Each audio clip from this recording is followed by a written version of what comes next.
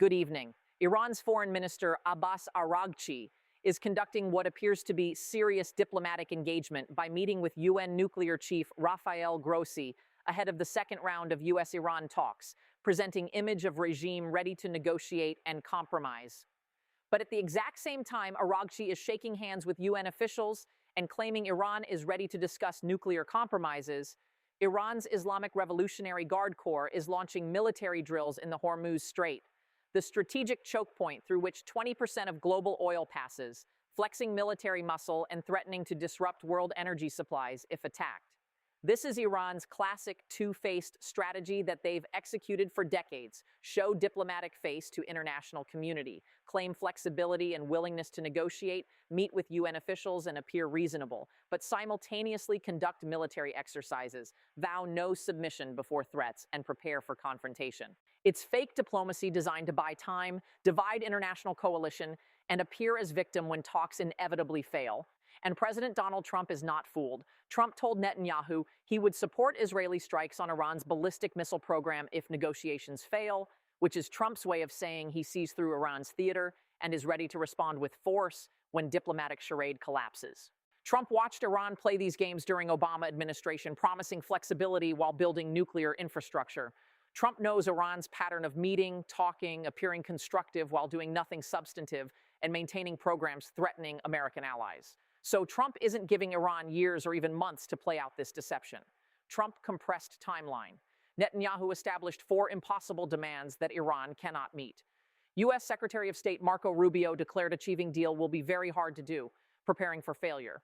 And Trump authorized Israeli strikes as backup when Araghchi's fake diplomacy at UN meetings produces nothing, while IRGC's Hormuz drills prove Iran is preparing for war, not peace. The duplicity is exposed, Trump isn't fooled, and strikes are authorized for when theater ends and reality of Iranian refusal becomes undeniable. Let me explain Iran's two-faced strategy and why Araghchi's UN meeting is fake diplomacy rather than genuine engagement. Araghchi meeting with IAEA Director General Rafael Grossi sends specific signals to international community, particularly to European nations, Russia, and China, who want diplomatic resolution and oppose military action. The meeting suggests Iran is taking nuclear diplomacy seriously, engaging with international monitoring authorities, and willing to work within IAEA framework for verification and compliance. And Araghchi's messaging during and around these meetings is carefully crafted to appear reasonable. Deputy Iranian Foreign Minister says compromise on nuclear issue is possible if U.S. discusses sanctions relief. Compromise sounds positive, possible suggests openness. If U.S. discusses creates conditional framework where Iran's flexibility depends on American concessions first. This is designed to make Iran appear willing to negotiate while shifting responsibility to America for talks succeeding or failing. And Iran hints at compromise as U.S. warns nuclear deal will be very hard to do, with Iranian diplomats saying Iran is seeking nuclear agreement delivering economic benefits for both sides. Economic benefits for both sides sounds like win-win scenario, where America gets non-proliferation and Iran gets sanctions relief enabling trade. Minister tells BBC Iran ready to discuss compromises to reach nuclear deal. Ready to discuss compromises. All of this language is diplomatic signaling designed to create impression of Iranian flexibility and reasonableness. And meeting with UN nuclear chief adds visual credibility because Grossi represents international authority, and his willingness to meet with Araghchi suggests IAEA believes Iran is genuine partner worth engaging. So from diplomatic optics perspective, Araghchi's UN meeting checks all boxes for appearing constructive. But the reality revealed by what's happening simultaneously exposes this as fake diplomacy and theater. While Araghchi meets with Grossi in diplomatic setting, Iran's Revolutionary Guards are launching military drills in Hormuz Strait in confrontational setting. IRGC Navy conducting exercises in narrow waterway that handles 20% of global oil trade is direct threat signaling Iran's capability and willingness to disrupt world economy if attacked. These aren't defensive drills practicing harbor protection. These are offensive drills practicing closure of strategic choke point. And the timing is deliberate provocation. Iran could conduct Hormuz drills anytime. They chose to do it simultaneously with Araghchi's UN meeting specifically to send dual message. To international community, we're engaging diplomatically through FM meetings. To America and Israel, we're preparing militarily and will fight if you pressure us. And Araghchi's own rhetoric during this diplomatic engagement reveals Iran's actual position. Araghchi vows no submission before threats. No submission means Iran will not surrender to American or Israeli pressure regardless of consequences. Before threats means Iran interprets American military buildup and Israeli strike authorization as threats that must be resisted rather than incentives for compromise. So Araghchi is simultaneously claiming Iran ready to compromise while vowing no submission. These are contradictory positions that cannot both be true. If Iran is genuinely ready to compromise, they wouldn't vow no submission. If Iran vows no submission, they're not actually ready to compromise. The contradiction reveals deception. And Iran's actual demands show their compromise is fake because it's conditional on American surrender of leverage. Deputy FM says compromise on nuclear issue possible if U.S. discusses sanctions relief. If U.S. discusses sanctions relief means Iran wants America to commit to lifting sanctions before Iran makes any concrete concessions on nuclear program. That's not compromise. That's demanding America surrender its primary coercive tool while Iran maintains capabilities threatening American allies. Real compromise would be Iran reduces enrichment to specific level, ships out specific quantity of uranium, accepts specific verification measures, and then America reduces specific sanctions proportionally with both sides moving simultaneously and verifiably. But Iran's position is America lifts sanctions, first creating economic relief for regime, then maybe Iran discusses some limitations on nuclear program while maintaining missiles, proxies, and enrichment infrastructure. And critically, Iran's hints at compromise are limited only to nuclear issue. No mention of missiles, no mention of proxies, no mention of regional activities. But Netanyahu's 4 demands that Trump supports require comprehensive solution addressing uranium removal, enrichment capability elimination, ballistic missile limits, and tearing down axis of terror, including Hezbollah, Hamas, and Houthis. So even if Iran's nuclear compromise was genuine rather than tactical, it would still fail to meet requirements Trump and Netanyahu established for acceptable agreement. Iran's compromise addresses maybe one of 4 requirements, and even that compromise is conditional on American concessions first.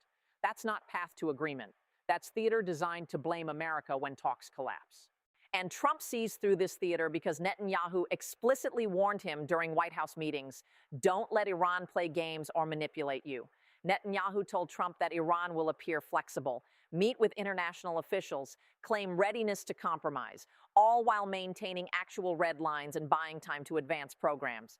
And Trump listened to Netanyahu's warning, which is why Trump's response to Iran's diplomatic theater is authorizing Israeli strikes if talks fail rather than extending negotiations indefinitely, hoping Iranian flexibility materializes.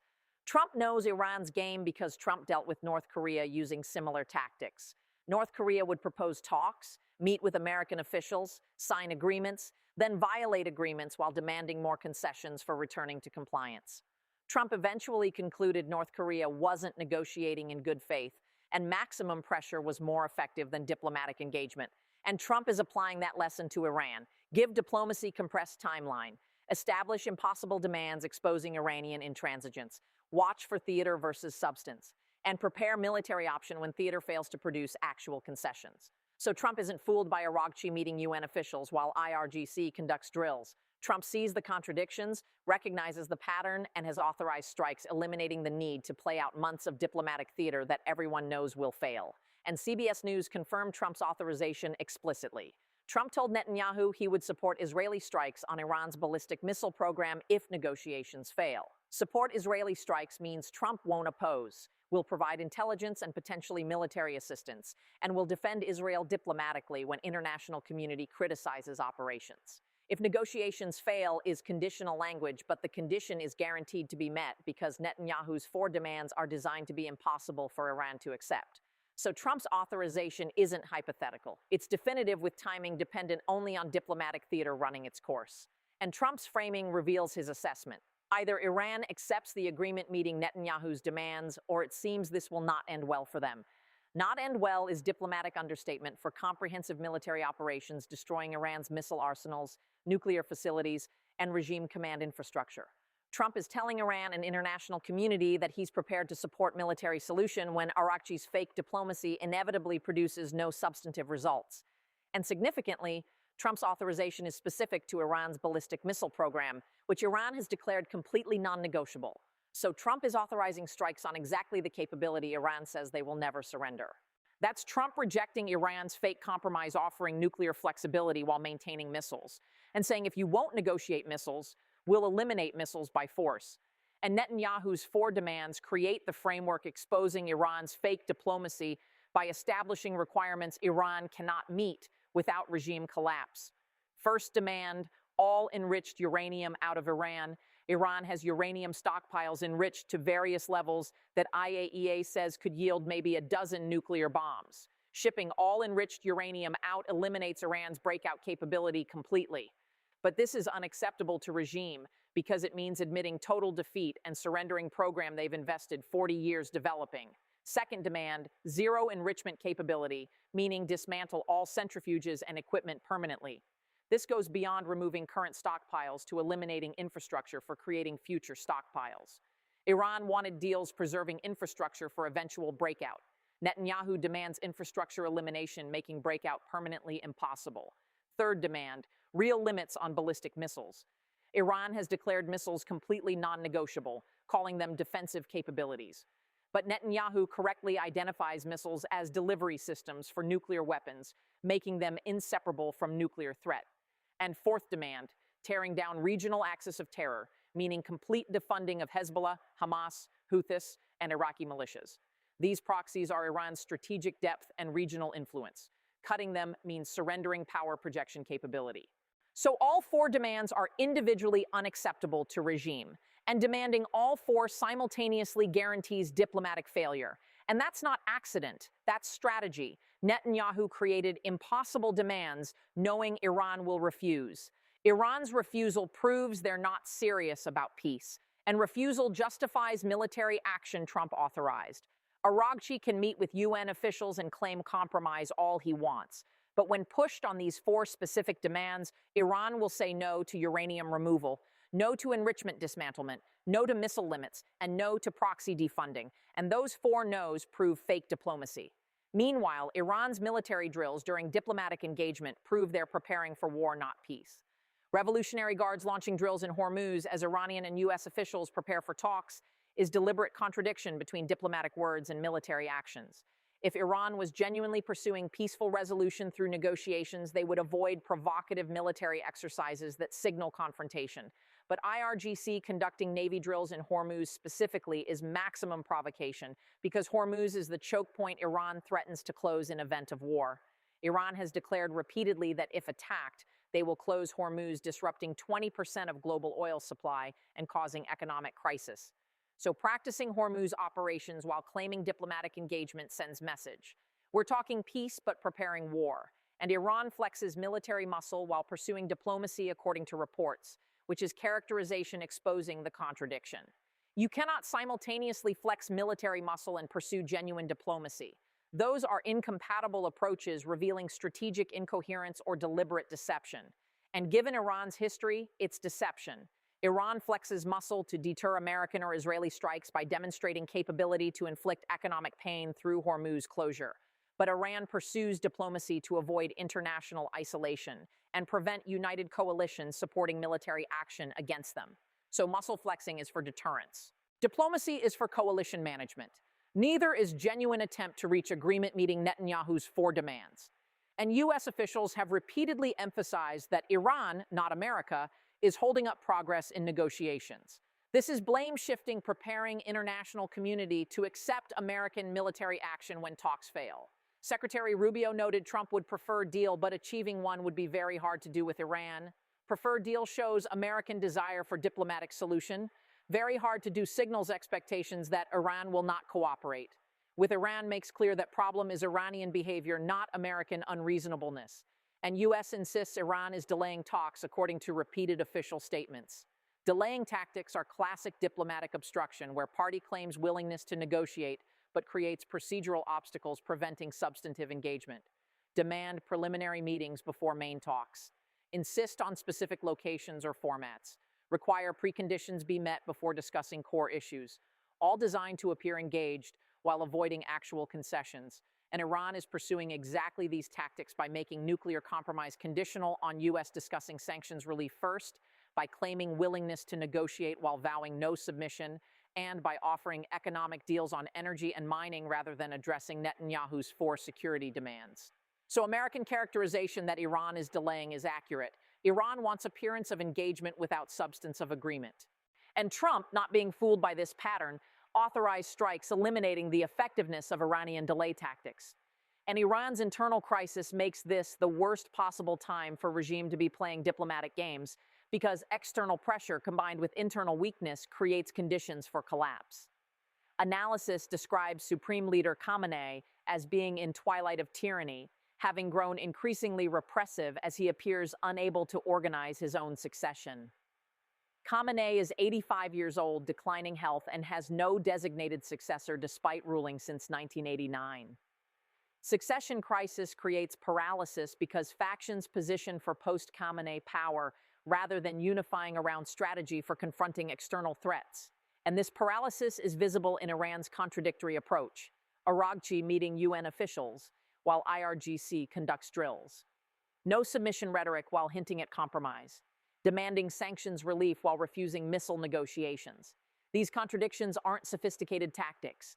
They're symptoms of regime that cannot decide whether to fight or surrender because different power centers want different outcomes, and dying supreme leader cannot impose unity. And Trump and Netanyahu recognize this weakness as opportunity. Striking Iran when regime is internally divided maximizes chances external pressure triggers internal collapse, completing regime overthrow. So Trump not being fooled by Araghchi's diplomatic theater isn't just about seeing through tactical deception. It's about recognizing that regimes showing diplomatic flexibility masking internal weakness is actually optimal target for military action because they're least capable of unified resistance.